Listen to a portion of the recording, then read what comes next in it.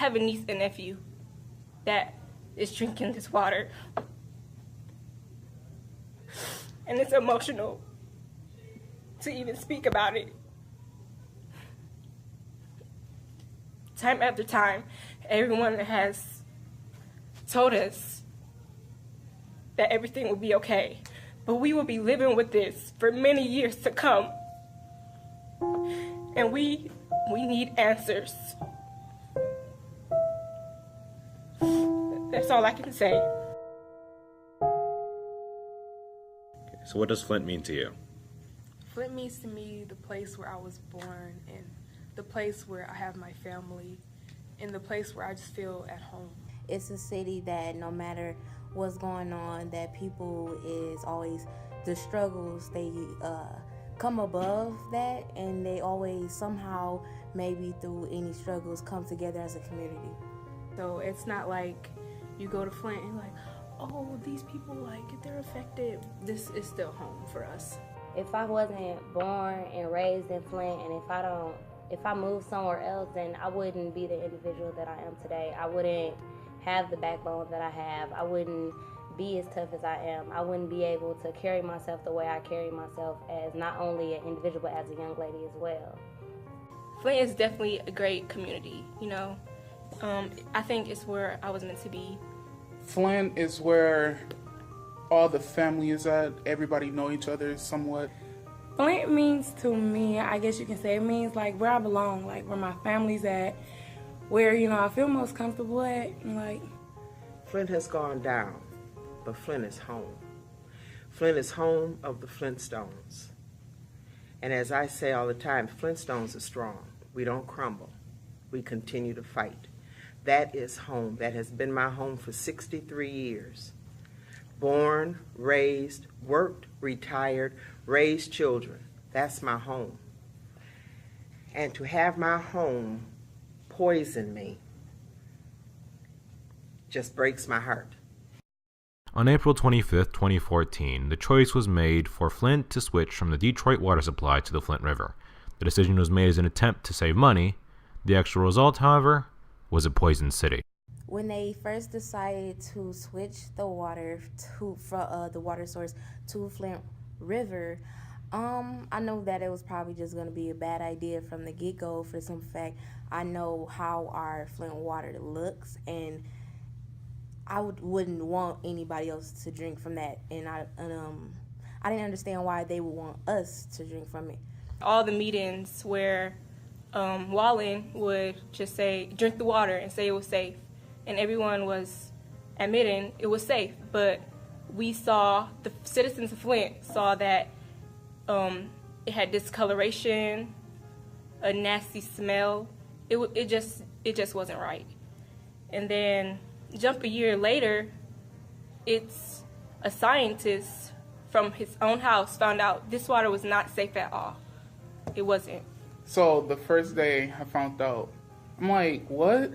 We got lead in our water?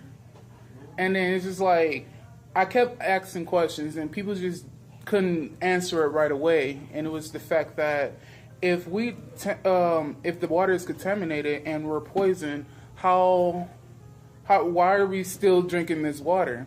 When I first learned about the whole Flint water situation, it was downplayed a lot. They was like, oh, it's just, you got to boil your water first, or, you know, you can only drink with it sometimes. They didn't make it as big as what it really was. And when I learned how big it really was, and how I learned that it was bad to even brush my teeth, wash my face, cook with, even with boiling the water, it was just like an eye-opener. Like, wow, like who's the one, like, responsible for me not being able to make me a hot meal, or brush my teeth with the faucet water, or bathe in the water, like soak my body inside the water. Like, I was just sitting on my couch watching it on national news.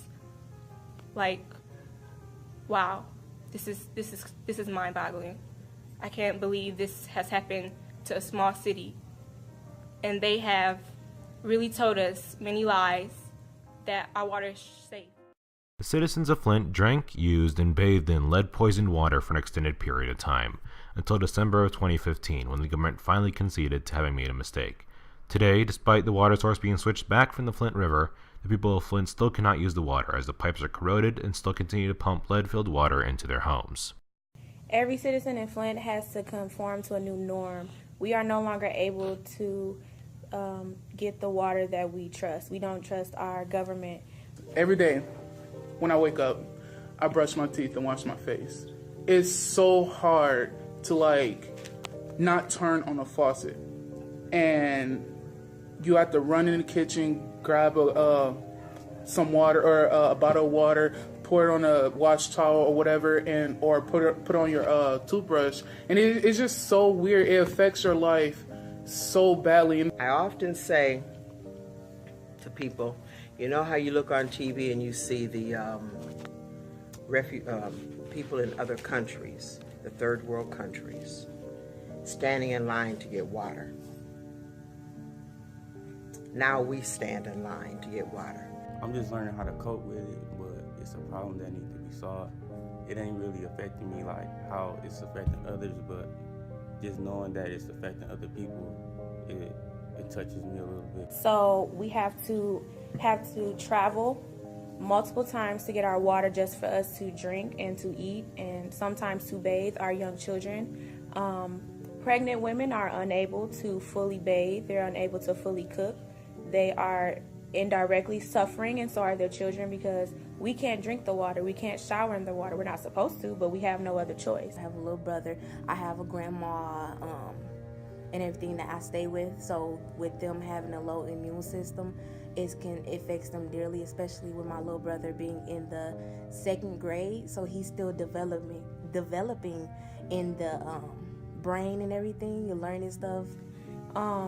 Personally, I have 2 younger brothers, and I have to constantly use half a case of water every day to fix their food. I have to use half a case of water every day so that they can brush their teeth, I can brush my teeth, and the rest of my family can brush my teeth.